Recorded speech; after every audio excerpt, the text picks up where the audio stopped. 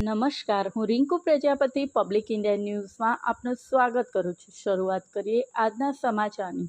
આણંદ સહિત સમગ્ર જિલ્લાભરમાં દુંદાળા દેવનું વિસર્જન કરાયું। ગત તારીખ 7મી સપ્ટેમ્બર એટલે કે ગણેશ ચતુર્થીથી શરૂ થયેલા ગણેશ મહોત્સવની આજે પૂર્ણાહુતિ છે।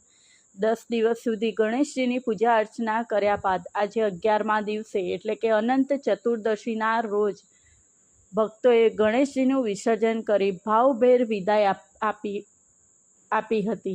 આણંદ સહિત સમગ્ર જિલ્લાભરમાં છેલ્લા 10 દિવસથી ગણેશ મહોત્સવની ધામધૂમથી ઉજવણી કરવામાં આવી રહી હતી। આ 10 દિવસ દરમિયાન જિલ્લામાં 1000 કરતાં વધુ જાહેર પંડાલોમાં તેમજ અનેક મકાનો, દુકાનો, ઓફિસોમાં ભક્તો દ્વારા શ્રદ્ધાપૂર્વક ગણેશજીની પૂજા અર્ચના કરાઈ હતી। ગણેશ મહોત્સવના 5મા અને 7મા દિવસે કેટલાક મંડળો તેમજ ભક્તો દ્વારા ગણેશજીનું વિસર્જન કરી દેવાયું હતું, જ્યારે બાકીના તમામ પંડાલો તેમજ ઘર, ઓફિસ, દુકાનોમાં સ્થાપિત કરાયેલ ગણેશજીની પ્રતિમાઓને આજરોજ 11મા દિવસે એટલે કે અનંત ચતુર્દશીના દિવસે પરંપરા મુજબ નદી, તળાવ, નહેર તેમજ કુંડમાં વિસર્જન કરવામાં આવી રહ્યું છે।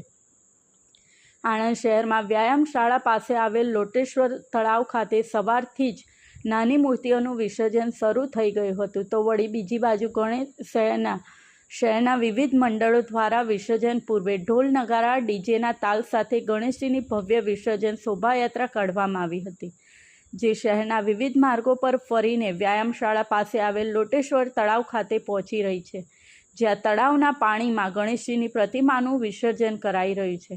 ગણેશજીનું વિસર્જન જોવા માટે તળાવ કિનારે મોટી સંખ્યામાં શહેરીજનો ઉપસ્થિત રહ્યા છે। વિસર્જન દરમિયાન કોઈ વ્યક્તિ ડૂબી ન જાય તેમજ કોઈ હોનારત ન સર્જાય તે માટે પોલીસની ટીમ તેમજ 20 તરવૈયા, 1 બોટ, 1 રોબોટ, 1 ક્રેન અને 2 તરાપા સાથે આણંદ ફાયર બ્રિગેડની ટીમ ખડે પગે રાખવામાં આવી છે।